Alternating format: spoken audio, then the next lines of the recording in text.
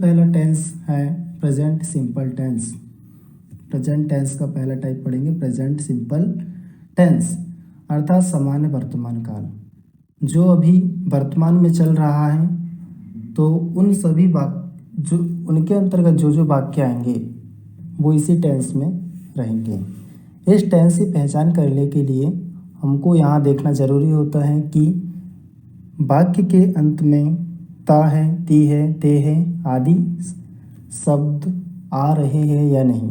यदि ये सभी शब्द आते हैं, जैसे कि राम स्कूल जाता है तो इसमें ता है शब्द आ रहा है, तो यहाँ वाक्य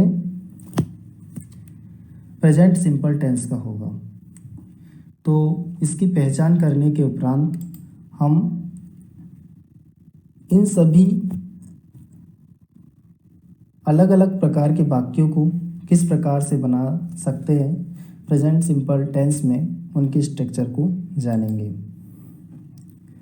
स्ट्रक्चर के अंतर्गत हम 4 प्रकार के वाक्यों को पढ़ेंगे।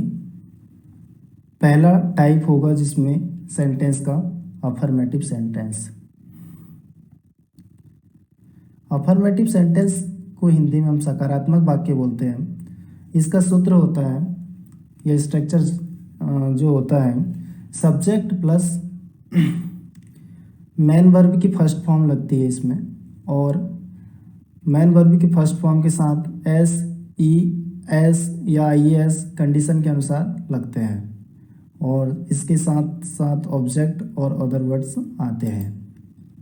हमारा दूसरा टाइप हो जाएगा नेगेटिव सेंटेंस। नेगेटिव सेंटेंसेस का जो फॉर्मूला होता है वो निम्न होता है। सब्जेक्ट प्लस डू और डस, यहाँ पर हेल्पिंग वर्ब होती हैं और उसके साथ नॉट को भी लगाना पड़ता है, और मेन वर्ब की फर्स्ट फॉर्म लगेगी और object plus other word. Next type है इंट्रोगेटिव सेंटेंस, अर्थात प्रश्नवाचक वाक्य। इसका स्ट्रक्चर है हेल्पिंग वर्ब को सामने लिख दिया जाएगा, plus subject plus main verb की first form plus object plus other word, ये इसका स्ट्रक्चर होता है। फोर्थ जो स्ट्रक्चर होता है वो प्रश्नवाचक और नकारात्मक दोनों वाक्यों को मिलकर बनाए जाने वाले वाक्य होते हैं। तो इनका जो स्ट्रक्चर होता है वो इस प्रकार होता है।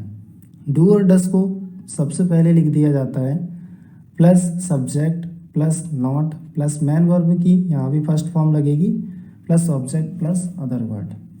यहाँ पर विशेष ध्यान यहाँ दिया जाना जरूरी है कि प्रश्नवाचक वाक्यों के अंत में हमको क्वेश्चन मार्क लगाना अनिवार्य होता है, और इंट्रोगेटिव और नेगेटिव सेंटेंसेस के वाक्यों में भी हमको क्वेश्चन मार्क लगाना जरूरी होता है। अब यहाँ पर सब्जेक्ट क्या होते हैं, कई बच्चों को इसमें परेशानी जाएगी, इसलिए मैं बता देता हूँ कि सब्जेक्ट जो है ही, she, it, I, we, you, दे आदि होते हैं। ही का मतलब वह होता है, यह मेल के लिए इस्तेमाल किया जाता है। सी का मतलब भी वह होता है, ये फीमेल के लिए इस्तेमाल होता है। इट का मतलब भी वह होता है, बट यहाँ निर्जीव वस्तुओं के लिए इस्तेमाल किया जाता है। आई का मतलब मी होता है, बी मतलब हम होते हैं, यू मतलब तुम और आप होता है, और दे मतलब बे होता है। तो ये सब्जेक्ट से संबंधित जानकारी रही। अब हम आगे बढ़ते हैं। यहाँ पर हेल्पिंग वर्ब डू और डस है, तो डू किसके साथ लगेगा और डस किसके साथ लगेगा, यहाँ भी हमको जानना जरूरी होता है।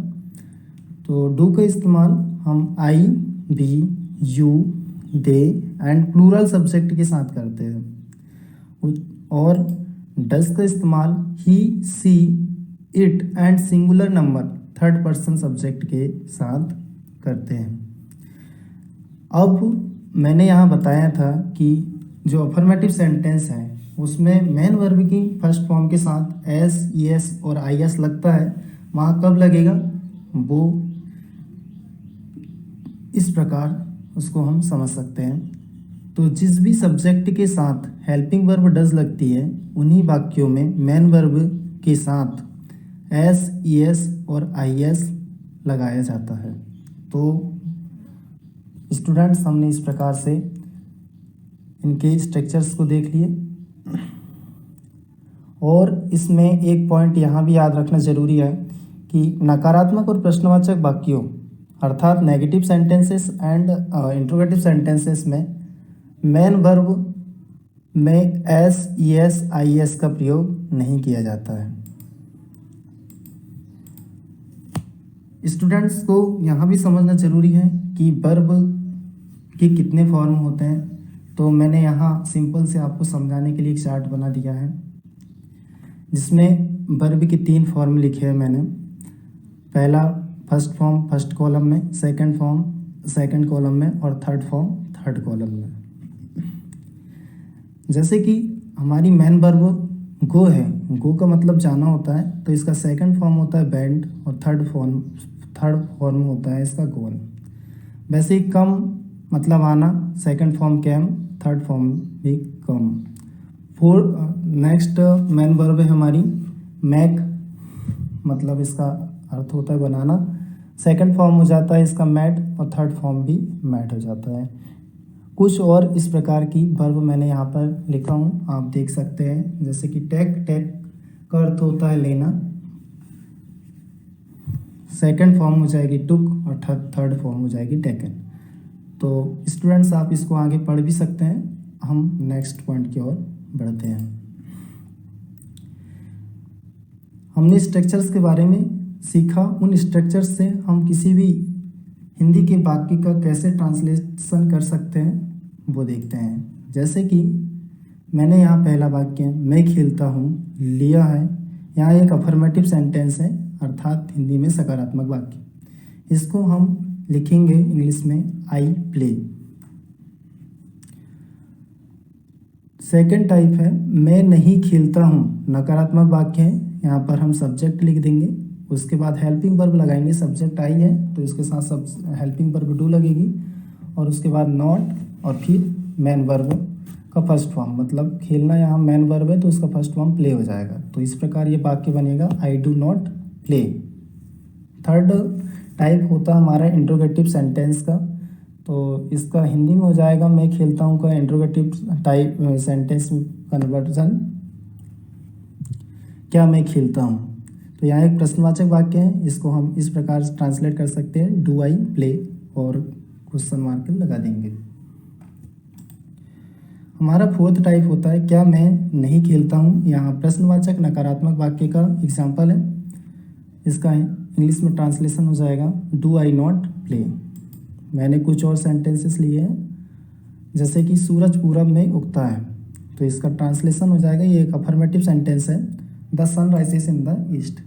नेक्स्ट सेंटेंस देखते हैं,